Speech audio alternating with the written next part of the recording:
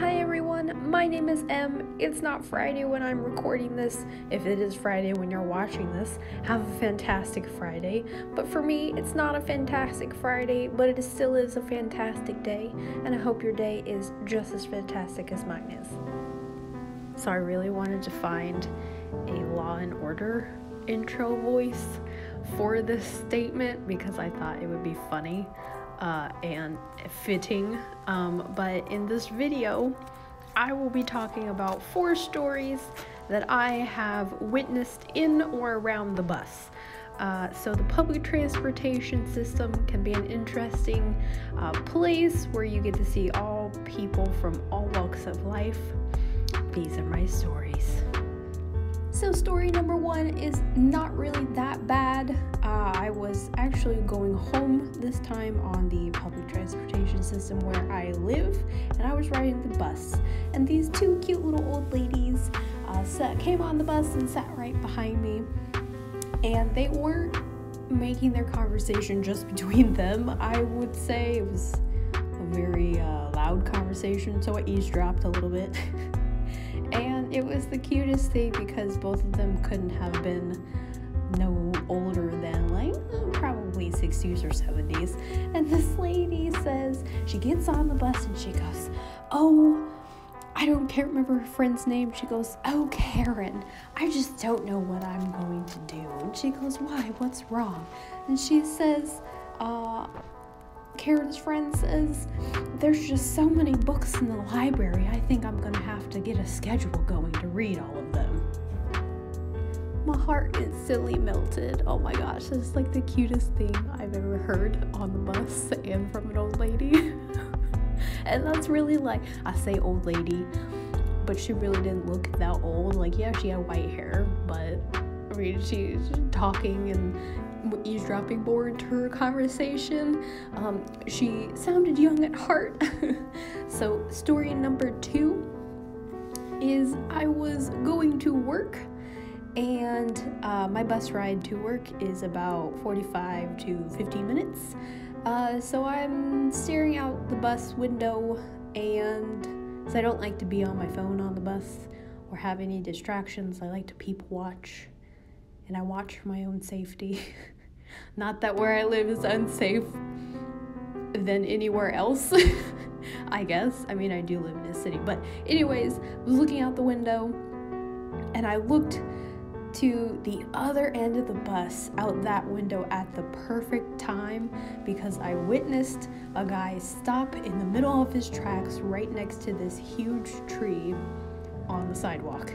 And he takes off his backpack and goes in for a huge bear tree hug. Just reaches out, hugs the tree, tries to stretch his arms across the tree, which this tree was big enough to where it didn't have his arms touch at the back, which I thought was cool, but also I just saw his hand pat the tree on the back too. And I didn't know what I witnessed that day. I was like, did I just see a guy hug a tree? Which is not bad at all. It's a very lovely thing to do. But it caught me off guard because it was also like 8:30 in the morning and I wasn't awake yet with coffee. My 3rd story involves naked people. So where I live, they have a day which is Naked Bike Ride Day. I don't know why this is a thing and or how it came about.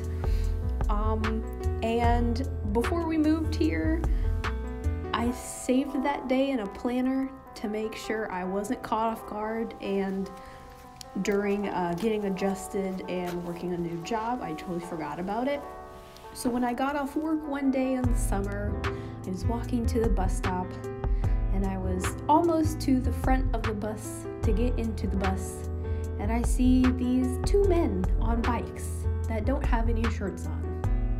And I say, okay, there's two men on bikes without any shirts on. Perfectly fine. And they pass me right before I get to the front of the bus. And I see butts behind them. And I'm saying in my head, oh, they're not just shirtless, they are naked. Which wouldn't have been such a bad thing if I didn't see so much more. And it was just not traumatizing, but just not, no. How do you even ride a bike naked? I couldn't even ride a bike naked, let alone in my town, for everything to flail about in the wind. So props to these people.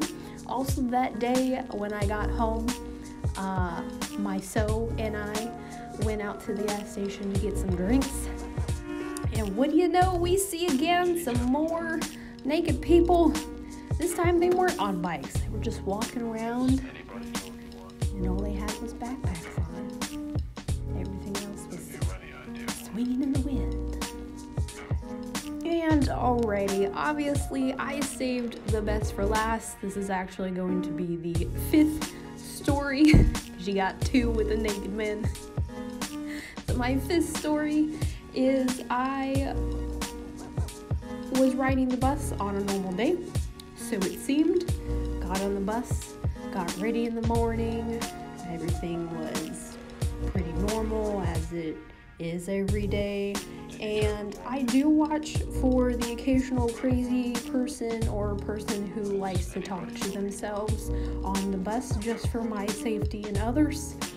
Not saying that they're always crazy and not saying that they're always threatening, but I just keep my eyes open for anything that's gonna happen, that's gonna go down on the bus. So I get on the bus and this man is quietly talking to himself, and I say, okay, that's fine. You know, we go a couple stops down and he gets louder, and I'm like, okay, he got louder. No big deal. Nobody's freaking out on the bus. And we get a couple more stops down, and then he's yelling at this point. He's yelling not obscenities and no cuss words, but really just incomprehensible sentences and statements. That's a good word for it. At this point, he was at the front of the bus and had stayed there, and I was at the back of the bus, and it got to the point where he started yelling at the people going on and off of the bus as well. Keep in mind, my stop is still not there. We're about halfway through my bus ride, and we get into the middle of downtown, and the crazy guy decides to yell in the bus driver's face. And now the bus that I had gotten onto didn't have one of the doors and or windows to block him from yelling and getting in her face. And I was like, oh God. And I could see her face, and like she's starting to cry, and she's on the phone. And so she stops the bus right in the middle of downtown. Everybody unloads except for me and these 2 guys.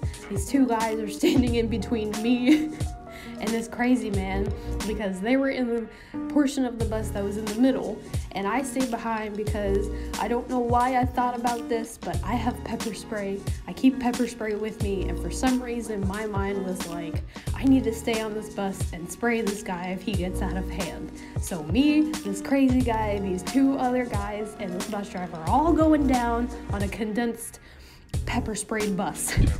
Luckily, I never had to go through with that option, but I did get to witness the crazy guy just lock up and walk out. And it was so odd because he made this huge scene, and everybody was worried about this bus driver, and I'm sitting here thinking, am I gonna spray a guy today with pepper spray? But no, he just walks out.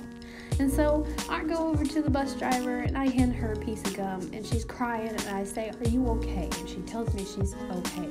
I said, are you sure? And she's like, yes, I'm gonna go home. And I say, good, you go home, but you take this piece of gum, because that just needs to calm down. Like, that situation, you need to breathe, take deep breaths with me. You're gonna be okay. And I ended up seeing her the next day when I had to work and ride the same bus route, and I asked her if she was still okay, and she giggled and she said, yes, thank you for the gum, it really helped. So I felt great, I guess, about that. but also that was a really odd situation. And after he left, obviously I got off the bus and took an Uber to work and went about my day. I was not late for anything. It didn't inconvenience anything else in that day in my life. So yeah, so I hope you guys enjoyed my 4.5, 5 stories of my crazy public transportation in or around stories, if you would call it. It's a really long title, I'm so sorry. But thank you guys so much for watching today, and you have a great one.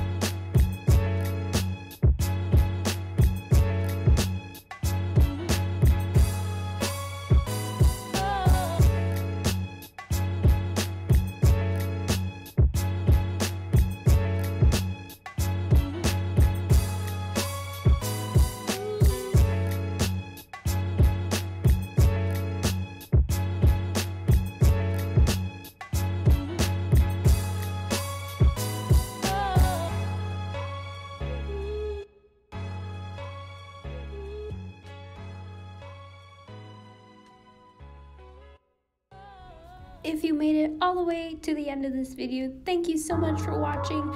Don't forget to click that notification bell, hit that subscribe button, hit that like button for more of me.